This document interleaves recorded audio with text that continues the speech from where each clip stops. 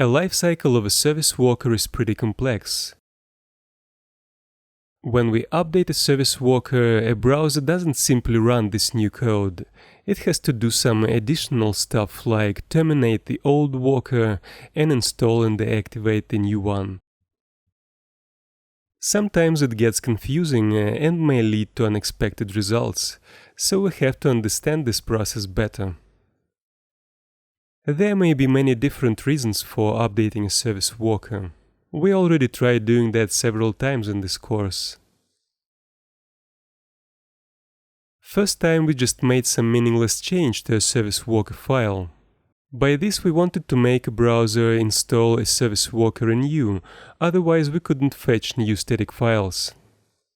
This naive caching strategy could cache static files only once on installation.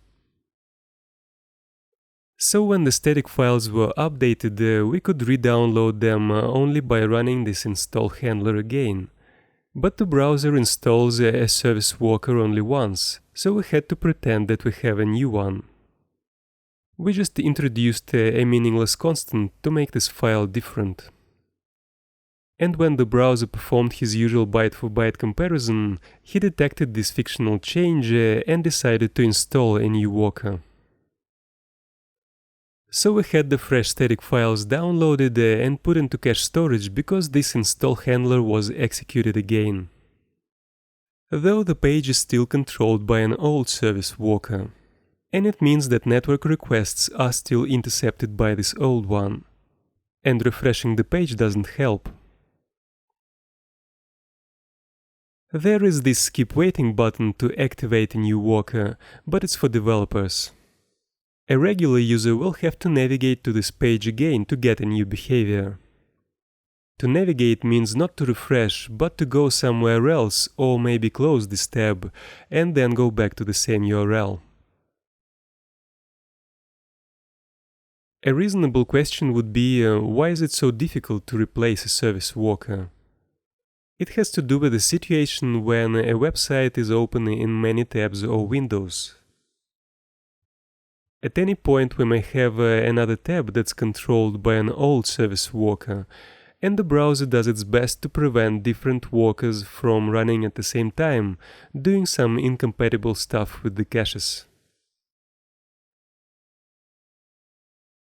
Anyway, in this particular situation, it wasn't a problem because the service worker actually didn't change, so we didn't care which one controls the page. But sometimes we want to change a caching strategy inside a service worker. And in such cases, we want a new worker to take control of the page as soon as possible and without navigating back and forth. So let's update this strategy. Let's return a picture of a spider for any request to a JPEG file. So now I'd like to see a spider instead of this old picture. But of course it won't be so easy. And to complicate matters even more, let's keep this tab untouched, controlled by this old service worker number 150, and open the page in a new tab. As usual, we have a new service worker installed, but patiently waiting for the old one. Refreshing doesn't change anything. And this time, even the navigation doesn't help. That's because the browser waits for us to navigate away from all tabs. For me, it gets a bit annoying. In some situations, these precautions may be really helpful and prevent some fancy bugs. But in our simple case, it doesn't make much sense to wait for the old worker. I don't see any danger in killing it immediately. And thankfully, we can simplify this process. We can programmatically tell the browser to skip waiting and to activate a new worker without navigation or waiting for other tabs.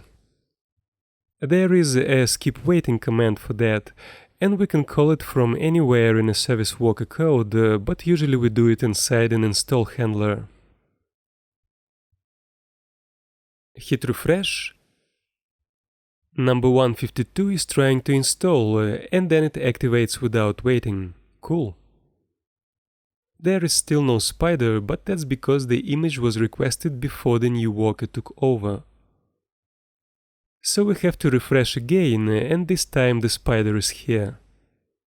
And let's check the old tab. Now it's controlled by a new service worker as well. There is one more thing that isn't clear to me. Do we need to refresh to make a newly activated service worker actually intercept requests? So far my experiments didn't answer this question. This example website was very static and all its requests happened right after loading the page. So updating a service worker was very simple. First, an app was rendered with resources provided by an old worker. Then a new worker was installed and hopefully activated by skipWaiting. Then after refresh, an app was rendered with a new worker. But we could have some interactions and new requests after the new worker was activated but before refreshing the page. Now I'll make my website more interactive. An image will be requested and displayed only after we click this button. We are setting an image src attribute and it triggers a request for a static file. But the service worker still controls such requests and replaces the original image with a spider.